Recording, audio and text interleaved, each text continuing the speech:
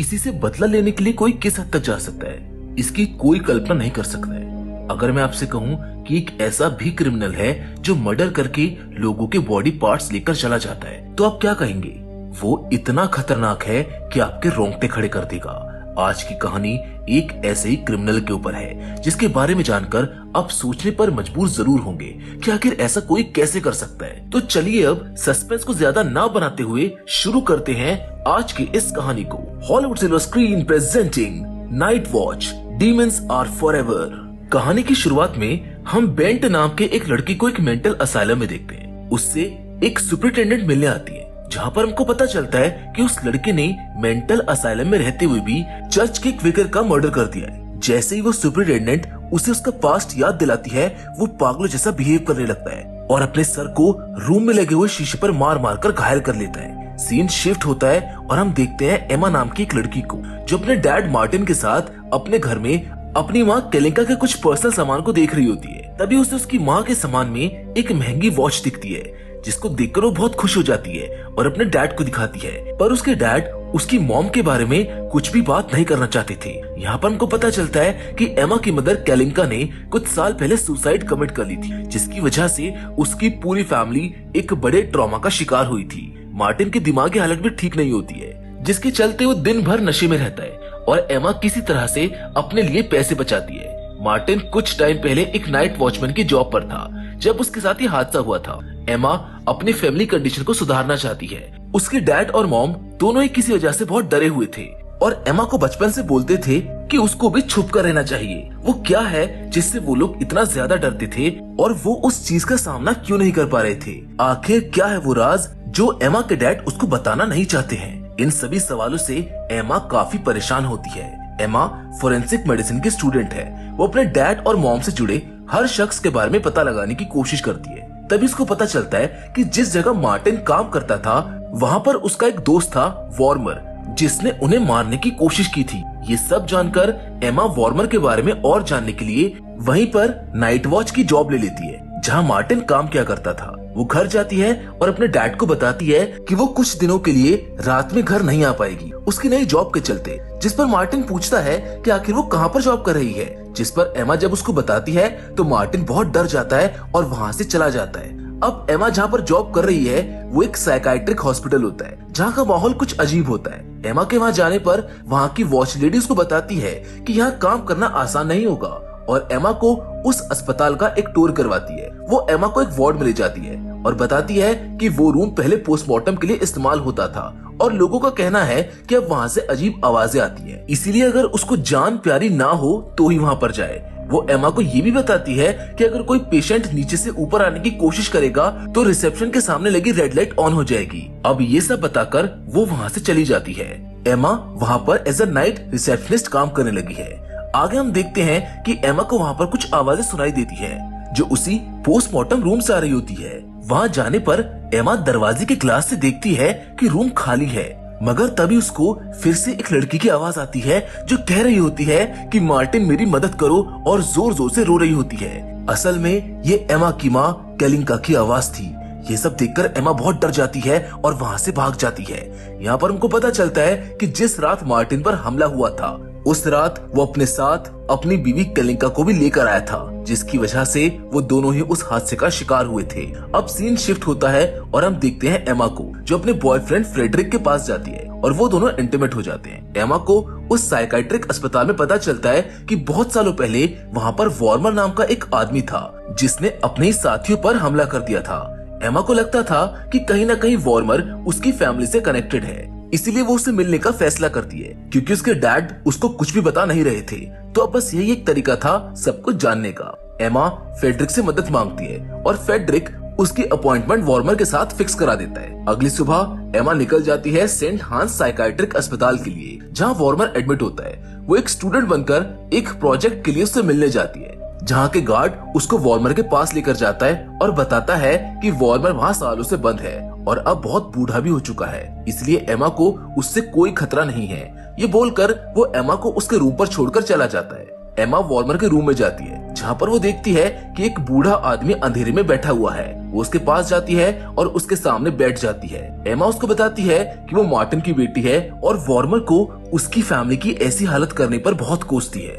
एमा उसकी एक वीडियो रिकॉर्डिंग भी बनाती है, जहाँ वो उसके मुंह पर थूक देती है और वहाँ से जाने लगती है। वॉर्मर आंखों से अंधा होता है, जिससे वो एमा को नहीं देख पा रहा होता है और एक लाचार बूढ़े आदमी की तरह वहाँ पर बैठा होता है। एमा बाहर जाने के लिए दरवाजा खोलने की कोशिश करती है, पर वो नहीं खुलता, जिस पर वो वॉचमैन को खबर करके वॉर्मर का सामान देखने लगती है। तभी वॉर्मर उठ खड़ा होता है और पीछे से आके उसके सर पर हाथ रखने ही वाला होता है कि तभी एमा वहाँ से हट जाती है और जोर जोर से चिल्लाने लगती है। तभी गार्ड आकर दरवाजा खोल देते हैं और एमा वहाँ से भाग जाती है। अब वो बाहर आने पर नर्स बर्थेल्सन से मिलती है, जो उससे वहाँ पे आने का कारण पूछती है। पहले तो एमा झूठ बोलती है, मगर जैसे ही बर्थेल्सन पुलिस को कॉल करने जाती है तो वो उसको सारी सच्चाई बता देती है। आगे हम देखते हैं कि एमा अपनी फोरेंसिक क्लास में फेडरिक के साथ प्रैक्टिकल कर रही होती है, जहाँ अचानक मार्टिन आ जाता है और सबके सामने बोलने लगता है कि उसने अपनी कार बेच दी है, इसलिए अब एमा को उस जगह पर नाइट वॉचमैन की जॉब नहीं करनी पड़ेगी। सबके सामने एमा को काफी शर्म आ रही होती है, जिस पर वो मार्टिन को घर जाने के लिए कहती है,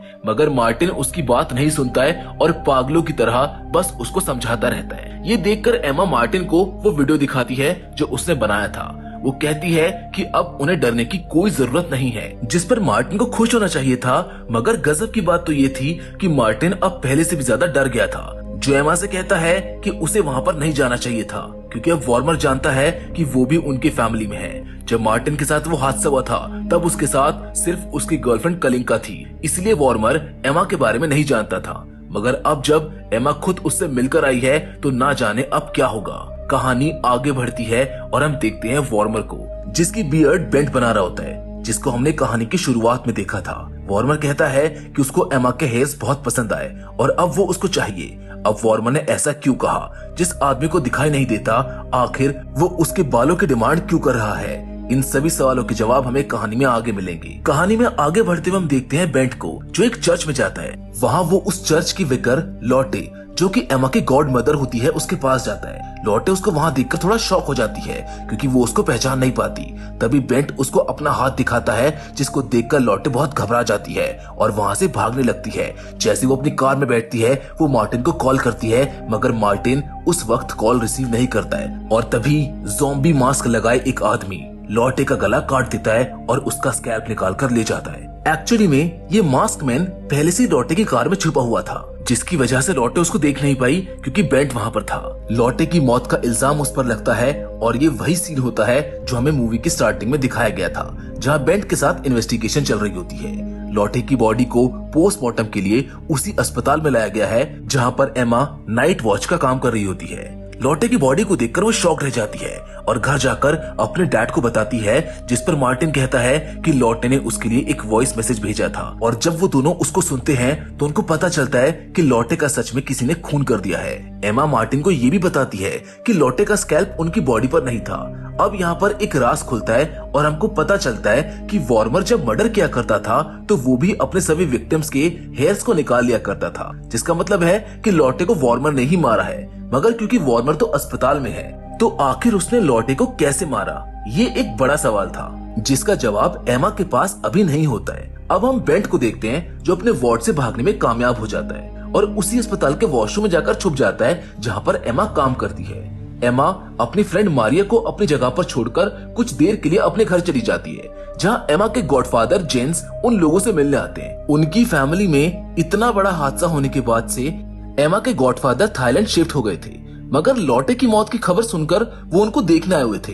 एमा मार्टिन और जेम्स को लेकर अस्पताल जाती है। वहाँ वो उन लोगों को लॉटे की लाश दिखाती है, जिसको देखकर सभी इमोशनल हो जाते हैं। अब एमा और उसकी फैमिली एक रेस्टोरेंट में जाते हैं, जहाँ पर वो कुछ पुरानी बातें करते हैं। वहाँ पर वो एमा को बताते हैं कि कैसे वॉर्मर से उन्होंने लड़ाई की और उसी भयानक हादसे की वजह से सभी लोगों का ये हाल है। एमा के गॉडफादर ये भी बताते हैं कि सिर्फ मार्टिन की नहीं, उन्होंने भी उस हादसे की वजह से कई बार सुसाइड करने की कोशिश की है। इधर एमा अपनी फैमिली के साथ बिजी थी, वहीं दूसरी ओर मारिया, जो कि अब अस्पताल में अकेली होती है, उसको बेंट किडनैप करके ले जाता है। जब एमा वहाँ पर आती है तो वो देखते हैं कि रिसेप्शन खाली है और मारिया वहाँ पर नहीं है। एमा को लगता है कि शायद वो घर चली गई होगी, इधर एमा के गॉडफादर और मार्टिन आपस में बात करते हैं और बहुत सारे अच्छे मोमेंट्स बनाते हैं। कुछ देर बाद जब जेंस अपने घर जा रहे होते हैं तभी अचानक एक आदमी आकर उसका भी गला काट देता है और स्कैल्प को निकाल कर ले जाता है। सीन बदलता है और हम देखते हैं मारिया को जो चेन से बंधी हुई एक घर में होती है। वहाँ पर उसको बेंट दिखता है जो उसे एमा कहता है। मारिया बेंट को बताती है कि वो एमा नहीं है, मगर वो कहता है कि एमा एक रिसेप्शनिस्ट है जो व्हाइट कोट पहनती है। तब मारिया को समझ आता है कि उस दिन एमा की जगह वो थी, इस वजह से बेंट उसको किडनैप करके ले आया। दूसरी ओर हम देखते हैं मार्टिन को जो नर्स बेर्थेल्सन के पास जाता है ट्रीटमेंट के लिए। वो एमा के लिए घर पर एक नोट छोड़कर जाता है। एमा घर आकर उस नोट को देखती है और खुश हो जाती है क्योंकि वो काफी टाइम से अपने डैड की हेल्प करना चाहती थी। तभी वहाँ पर सुपरिटेंडेंट आती है और एमा को बताती है कि जेंस का मर्डर हो गया है। तब एमा उससे पूछती है कि क्या वॉर्मर का बेटा उसका रिवेंज ले रहा है, जिस पर सुपरिटेंडेंट उसको बताती है कि वॉर्मर का कोई बेटा नहीं है, उसकी एक बेटी है।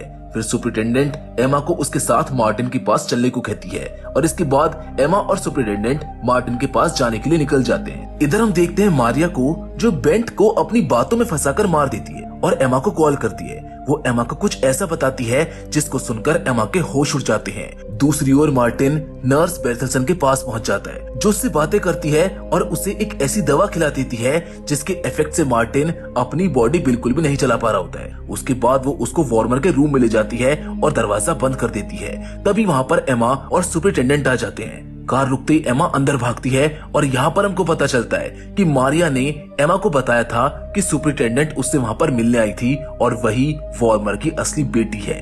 दूसरी ओर मार्टिन बहुत मुश्किल से अपने आप को वॉर्मर से बचाने की कोशिश कर रहा होता है। तभी एमा नर्स बेर्थेल्सन को कॉल करती है और उनसे हेल्प मांगती है। नर्स एमा को एक सीक्रेट जगह पर छुपा देती है। तभी वहाँ पर सुपरिटेंडेंट आती है और एमा के बारे में पूछती है। तभी एमा को बहुत सारा खून दिखाई देता है और हम देख पाते हैं कि नर्स बेर्थेल्सन ने सुपरिटेंडेंट का गला काटकर उसको मार दिया है। तभी एमा अपने डैड को कॉल करती है मगर उसका कॉल नर्स बेर्थेल्सन के पास आता है, जिससे ये साफ था कि जिसको एमा खूनी समझ रही होती है वो तो खूनी थी ही नहीं, यानी कि सुपरिटेंडेंट। यहाँ एमा समझ जाती है कि वॉर्मर की बेटी नर्स बेर्थेल्सन है क्योंकि वो ही वॉर्मर की इंचार्ज है और उसी ने अब उसके डैड को भी फंसाया है। अब नर्स पागलों की तरह एमा के पीछे उसको मारने आती है। तभी वहाँ पर मार्टिन आ जाता है। उसने बहुत मुश्किल से वॉर्मर को मार दिया था और अब वो अपनी बेटी को बचाने आया है। वो दोनों भाग रहे होते हैं कि आखिरी में सब दरवाजे बंद हो जाते हैं और सामने से नर्स बेर्थेल्सन उनको मारने के लिए आ रही होती है। तभी एमा सुपरिटेंडेंट की गन लेकर उस पर गोली चला देती है और ये किस्सा यहीं पर खत्म हो जाता है। मूवी के फाइनल सीन में हम देखते हैं मार्टिन, एमा और उसके दोस्तों को जो एक बीच पर पास्ट की सभी बातें भुलाकर मजे कर रहे होते हैं। एक हादसे की वजह से मार्टिन जिंदगी जीना भूल गया था और एक और हादसे ने उसे इस बात का एहसास करा दिया कि जिंदगी कितनी कीमती होती है। फिलहाल इसी वाइस सीन के साथ हम आज के इस वीडियो को यहीं पर खत्म करते हैं। हम उम्मीद करते हैं कि ये कहानी आपको पसंद आई होगी। मिलेंगे आपसे एक और नई मजेदार कहानी के साथ, पर तब तक के लिए धन्यवाद।